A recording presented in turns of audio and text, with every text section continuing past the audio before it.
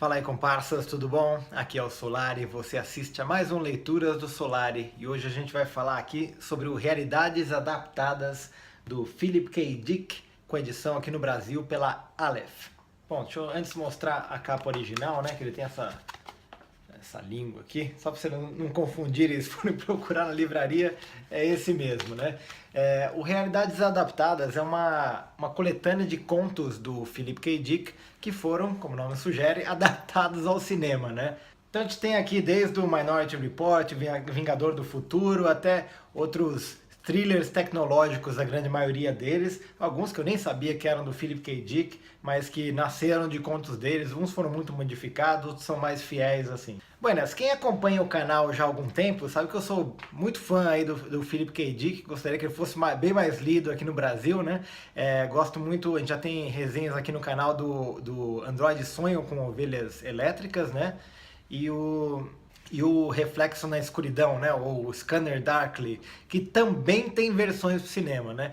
Então, assim, realmente, o Philip K. Dick é um prato. Então, assim, realmente tem muita adaptação do Philip K. Dick no cinema, né? A minha impressão que eu tenho é que depois do sucesso do Blade Runner, né? Que nasceu do Ovelhas... que nasceu do Ovelhas Elétricas aí, né? Os produtores de Hollywood estavam procurando, tipo, o próximo Blade Runner, né? Qual vai ser o próximo grande roteiro aí, né? Por isso que ele foi tão adaptado no cinema, né? E além disso, os roteiros do Philip K. Dick, assim como a gente vê nesses contos aqui de Realidades Adaptadas, né? As histórias dele tem muito... são muito fáceis, eu acho, de filmar, porque elas têm, já tem um roteiro meio pronto, assim, essa narrativa da paranoia, do cara ser perseguido pelo governo, né? Até filmes que não vieram de contos ou livros dele, né? Você vê uma influência muito grande, tipo A Rede, tipo Agentes do Estado, todos esses filmes que você vê, assim, gente correndo, geralmente é um cara correndo, segurando a mão de uma mulher, com o governo perseguindo eles. Isso aí, assim, é muito influenciado pelo Philip K. Dick até hoje, né? E acho que justamente por ele ter sido já tão adaptado, ao a gente ler esses contos aqui originais do Philip K. Dick, assim, às vezes eles parecem meio, parece um techno-thriller como tantos outros que tem aí, né? Mas aí você vê a data de publicação desses contos, a maioria é dos anos 50. Cara, isso aqui tá muito avançado para os anos 50, eu acho. Ele tava realmente, acho que meio século adiante do tempo dele, o Philip K. Dick, assim, né? Quando você pensa como era a ficção científica nos anos 50, né? Lógico que tem casos mais avançados, assim, né? Mas com essas coisas de questionamento da realidade e de natureza da identidade, né? Você pensa na ficção científica dos anos 50, muita coisa daqueles OVNIs que descia daqueles filmes preto e branco, com o pessoal de papel machê, ou aquelas histórias pulp meio de homem enfrenta os guerreiros de Marte e tal. E o Philip K. Dick já trazia esses questionamentos de tecnologias que nem existiam ainda, né? Dessa coisa de apagar a memória e tal, de prever o futuro como Minority Report, coisas que começam a aparecer hoje, talvez não da forma que ele colocou, mas assim, ele estava realmente bem à frente do tempo dele ali. Acho que por isso também que tantos roteiros vieram assim de contos e livros do Philip K. Dick, né? Porque realmente ele já ditou uma época adiante, né? Dessa coisa futurista já nesses contos dos anos 50. Assim, mas por mais que eu tenha gostado dos contos e acho que realmente eles estão bem avançados para os anos 50, né? E são bem atuais hoje. Eu tinha a impressão que é um Philip K. Dick ainda um pouco mais jovem, assim, estava ainda procurando a sua voz propriamente, né? A sua voz característica, né? Eu não li muitos livros do Philip K. Dick, mas como eu falei, os que eu li eu gostei bastante. E esse questionamento do que é real, assim, se o real importa se você não consegue ver a ilusão, ele já está aqui, mas eu diria que ele está de uma forma mais convencional, mais... junto com o resto da ficção científica. Nos livros dele, por exemplo, o Scanner Darkly ali, né? O Reflexo na Escuridão e no Ovelhas Elétricas ali, você vê esse questionamento de um jeito mais onírico, assim, sabe? Quase como a realidade fosse um sonho, assim, no mínimo onírico e no máximo, assim, acho que para ser mais sincero, no ácido, né? A ficção científica do Philip K. Dick é essa coisa meio lisérgica mesmo, né? E eu acho que ficou bem característico dele. Aqui eu acho que é ele ainda não influenciado tanto pela contracultura, assim, né? Os anos 50 ainda, o Philip K. Dick, os anos 60 e 70, vai mais para esse lado explode cabeça, assim, dorgas mesmo, juntando com a ficção científica, né? Aqui, por exemplo, se uma memória é mudada, dá a impressão que é uma memória de computador, assim, uma coisa fria numa fita ainda. Eu acho que ainda não tá aquele estilo do Philip K. Dick maduro que eu gosto muito. Mas mesmo assim, como eu falei, gostei bastante dos contos. Bom, dito isso, deixa eu dar uma conversada aqui sobre cada um dos contos individuais, né? O primeiro é o Lembramos para Você a Preço de Atacado, que gerou o Vingador do Futuro, lá o filme com o Schwarzenegger ali dos anos 90, que ele acha que é um agente de Marte, será que ele é? Será que é uma memória que colocaram na cabeça dele, que ele foi fazer uma viagem mental, né? Uma empresa que coloca a memória que você teve a viagem, assim você pode ter uma viagem perfeita e tal. Enfim, o conto vai um pouco mais, eu acho, nessa parte mental, assim, né? O filme vai para um lado de ação também. E traz uns questionamentos interessantes, né? Porque se você contrata alguém que para colocar uma memória na tua cabeça, como é que você sabe que a pessoa já não fez isso antes, né? E você esqueceu porque a memória foi apagada, né? E também tem uma das minhas passagens favoritas do livro aqui, que é: uma ilusão, por mais convincente que fosse, não passava de uma ilusão, pelo menos em termos objetivos. Em termos subjetivos, é totalmente oposto. Ou seja, se você está numa ilusão e a ilusão é indistinta da realidade, não importa se é uma ilusão ou não, porque assim, o que você percebe é idêntico, né? O outro conto que temos é a segunda variedade, que gerou os Screamers ali, que tem uma terra devastada por uma guerra entre blocos dos Estados Unidos e antiga União Soviética, tipo a Guerra Fria que deixou de ser Guerra Fria e virou Guerra Quente, né? E os americanos criam umas máquinas ali para tipo uma mina terrestre que persegue os soldados inimigos, né? Porque as máquinas têm uma certa inteligência artificial, começam a replicar o comportamento humano para fins de infiltração aí, né?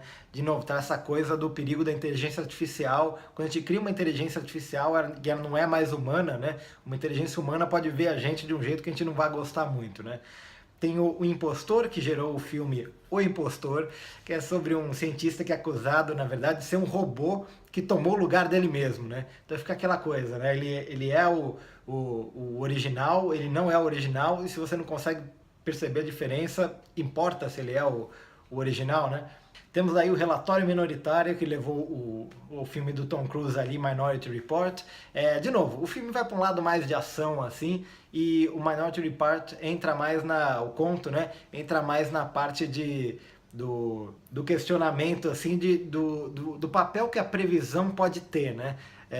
Por exemplo, o quanto você saber uma previsão, tipo alguém te falar uma coisa que você vai fazer, o quanto isso influencia a previsão, né?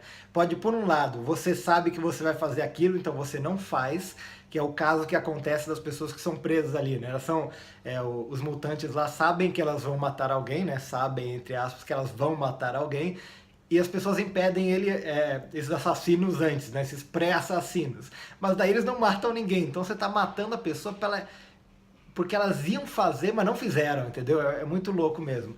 Mas o quanto também você saber de uma previsão causa aquilo que você está tentando evitar, né? Me lembrou o caso do Édipo Rei, né? Que justamente ele matou o pai e dormiu com a mãe justamente porque ele estava tentando evitar essa profecia divina, né? Foi o fato dele tentar evitar que fez com que acontecesse, né? O conto também entra numa parte mais de uma tensão bem bacana ali sobre conflito entre o exército e a polícia, assim, essas esferas do poder ali se digladiando, né?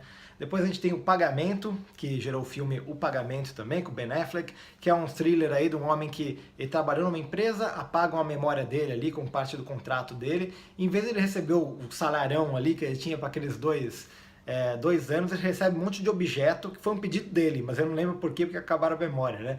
Mas os objetos acabam sendo bem úteis, assim, né? Objetos aparentemente sem utilidade nenhuma, né? Tipo uma meia ficha de pôquer e tal.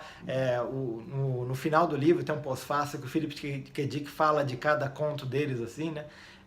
Eu gostei bastante do que ele colocou, né? Que ele pensou nisso com quanto vale um objeto desse sem valor. Tipo, quanto vale um copo d'água, por exemplo. Quando eu tô aqui, tipo, fazendo um vídeo pro YouTube, um copo d'água pode valer, sei lá, alguns centavos, né? Se você tá morrendo no deserto, um copo d'água pode valer para você todo o dinheiro do mundo, né? Depois a gente tem o meu conto favorito, que é O Homem Dourado, que gerou O Vidente. No começo tem um agente do governo que persegue mutantes ali no interior dos Estados Unidos, ele se finge de vendedor, né? Então tem bem esse clima de caça às bruxas, assim, da caça aos comunistas dos anos 50 de fundo, né? Mas aí um dos mutantes que é bem interessante, ele esquece do passado, ou ele nunca lembra do passado, só que ele lembra o futuro. Ele tá a cabeça dele está no sentido temporal inverso ao nosso, né? Então é como se ele tivesse um pré-pensar, mas mais do que isso, ele nem pensa, né? Porque quando você sabe o que acontece, você pode tipo agir por reflexo, você não precisa nem pensar, porque pensar é justamente você tentar prever cenários futuros, né? Se você já sabe o futuro, você não precisa, só tem um reflexo, né? Enfim, eu gostei muito dessa coisa eu gosto muito dessas histórias que mostram uma forma alienígena de pensar, né? E é difícil fazer isso bem. E acho que o Philip K. Dick fez muito bem aqui. Pelo que eu vi, o filme com o Nicolas Cage aí é meio diferente, não vai tanto para esse lado assim. E no final temos o Equipe de Reajuste, que gerou Agentes do Destino, conto mais curto, assim, eu diria que mais convencional desses outros, assim, de questionando o quanto a realidade pode ser uma ilusão e está sendo criada por motivos que a gente nem entende, mas por outro lado também quanto pode ser, se bobear, melhor se a gente viver nessa ilusão do que uma realidade que é um inferno, pior do que uma ilusão que é muito boa, né? Uma ilusão que é aceitável. Então é isso, gente. Demos uma conversada sobre o Realidades Adaptadas do Philip K. Dick. Recomendo bastante, até como porta de entrada ao Philip K. Dick, por ser mais ter esse viés mais convencional, mas já ter as ideias dele. E também por ser contos, né? Você pode ler ler outro depois, assim, tem menos, acho que, investimento mental do que ler o livro inteiro. Mas mesmo assim, começa por esse, mas vai por os outros depois, que vale muito a pena. Se você for comprar o livro aí, quiser ajudar o canal, você pode comprar pelo link da Amazon aqui embaixo na descrição do vídeo. Comprando por lá, vem uma ajuda aqui para manter o canal funcionando. Siga-me lá no guilhermesolari.blog, eu posto as resenhas aqui em forma de texto antes de elas virarem vídeo aqui. E, por favor, dê aquele like, favorite, assine o canal, bote aí isso, o que tá na tua cabeça aí nos comentários, que eu gosto muito de ouvir de vocês. É isso aí, eu sou o Solari, vou ficando por aqui. Aquele abraço aí pra vocês.